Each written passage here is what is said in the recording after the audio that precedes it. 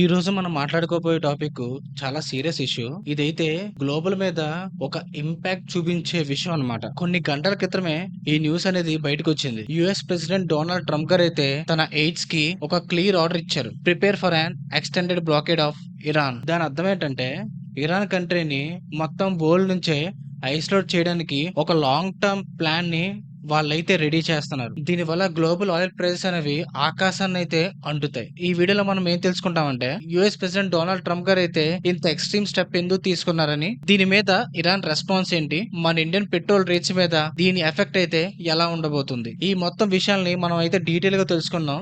వీడియోని అయితే ఎక్కడ స్కిప్ చేయకుండా మొత్తం చూడండి. అసలు ఈ బ్లాకేడ్ అంటే ఏంటి?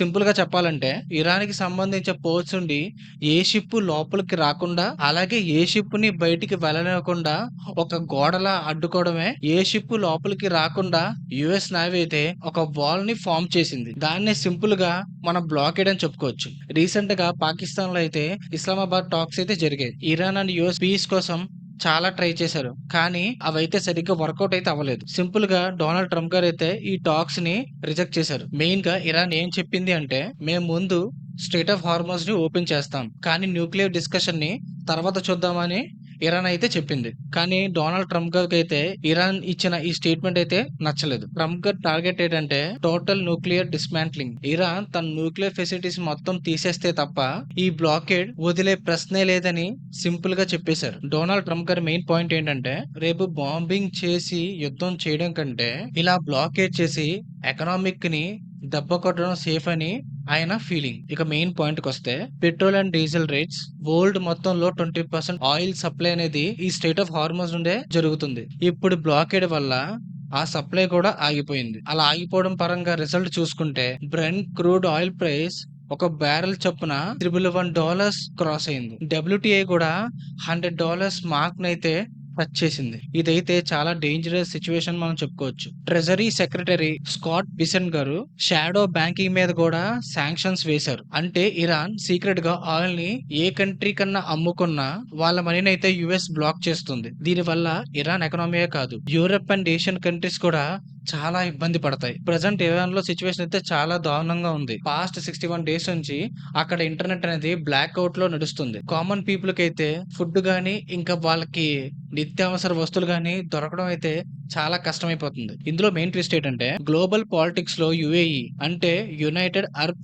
ఎమిరైట్స్ ఒక షాక్ అయితే ఇచ్చారు. వారైతే ఓపీఈసీ అండ్ ఓపీఈసీ ప్లస్ గ్రూప్ నుంచి ఎగ్జిట్ అవుతున్నట్టు వాళ్ళు అనౌన్స్ అయితే చేశారు. జనరల్ గా ఆయిల్ ప్రైసెస్ ని కంట్రోల్ చేయడానికి ఈ ఓపీఈసీ కంట్రీస్ అనేవి ప్రొడక్షన్ ని అడ్జస్ట్ చేస్తూ ఉంటాయి. కానీ యునైటెడ్ అరబ్ ఎమిరేట్స్ బయటికి రావడం వల్ల ఆయిల్ మార్కెట్ లో స్టేబిలిటీ అన్నది పోయింది. చైనా అండ్ సౌత్ కొరియా లాంటి పెద్ద కంట్రీస్ కి యుఎస్ అయితే రిక్వెస్ట్ పంపింది, మాకు సపోర్ట్ చేయండి అని. మనం ఆలోచించాల్సిన పాయింట్ ఏంటంటే, ఈ కంట్రీస్ అయితే చాలా సైలెంట్ గా ఉన్నాయి. ఎందుకంటే వాళ్ళు డైరెక్ట్ గా ఈ హాస్టిలిటీస్ లో ఇన్వాల్వ్ అవ్వకూడదని అనుకుంటున్నారు. ఇప్పుడు మన ఇండియా విషయానికి వద్దాం. ఇండియా తన ఆయిల్ నీడ్స్ లో మాక్సిమం ఇంపోర్ట్ మీద డిపెండ్ అయి ఉంది. ఈ బ్లాకేడ్ గానీ ఇలాగా కంటిన్యూ అయితే మన దగ్గర ఉన్న పెట్రోల్ అండ్ డీజిల్ ప్రైసెస్ అయితే ఆకాశాన్ని అందుకోవడంలో ఏ మాత్రం మనం డౌట్ పడాల్సిన అవసరం లేదు. సింపుల్ గా ఫ్యూల్ కాస్ట్ గనక పెరిగితే ఆటోమేటిక్ గా ట్రాన్స్పోర్టేషన్ అండ్ వెజిటేబుల్ రేట్స్ కూడా పెరిగిపోతాయి. డొనాల్డ్ ట్రంప్ గారి డొమెస్టిక్ పాపులారిటీ కూడా దీని వల్ల దెబ్బతింటుంది. యుఎస్ లో కూడా గ్యాస్ లైన్ ప్రైజెస్ పెరగడం వల్ల అప్కమింగ్ 2026 మిడ్ టర్మ్ ఎలక్షన్స్ లో ట్రంప్ గారికి అయితే ఒక పెద్ద ఛాలెంజ్ అయితే ఇది అవబోతుంది. కానీ సింపుల్ గా డొనాల్డ్ ట్రంప్ గారు అయితే తన డిసిషన్ కి అయితే స్టిక్ అయి ఉన్నారు. ప్రెసెంట్ ఇదైతే ఇప్పుడు దాకున్న అప్డేట్. ఈ బ్లాకేడ్ వల్ల World War III స్టార్ట్ అయ్యే అవకాశాలు ఏమైనా ఉన్నాయా, లేదా ఇరాన్ కాంప్రమైజ్ అయ్యి న్యూక్లియర్ వెపన్స్ ని వదులుకుంటుందా? మీరైతే ఏమనుకుంటున్నారు? డొనాల్డ్ ట్రంప్ గారి డిసిషన్ కరెక్టేనా? ఆయిల్ ప్రైజెస్ పెరిగితే మన ఎకనామీ ఎలా ఉంటుంది? మీరైతే ఈ వీడియో కామెంట్ లో మెన్షన్ చేయండి. ఇప్పటిదాకా చూసారంటే ఈ వీడియో మీ అందరికి నచ్చి ఉంటుంది అనుకుంటున్నాను. ఈ వీడియోని లైక్ చేసి, షేర్ చేసి, మన ఏడియం టాక్స్ ఛానల్ ని సబ్స్క్రైబ్ చేసుకోవడం మాత్రం మర్చిపోకండి. మీ సపోర్ట్ నాకు చాలా చాలా ఇంపార్టెంట్. మరో ఇంట్రెస్టింగ్ అప్డేట్ తో నేనైతే మీ ముందుంటాను. Until then, stay tuned to ఏడియం టాక్స్. జై హింద్.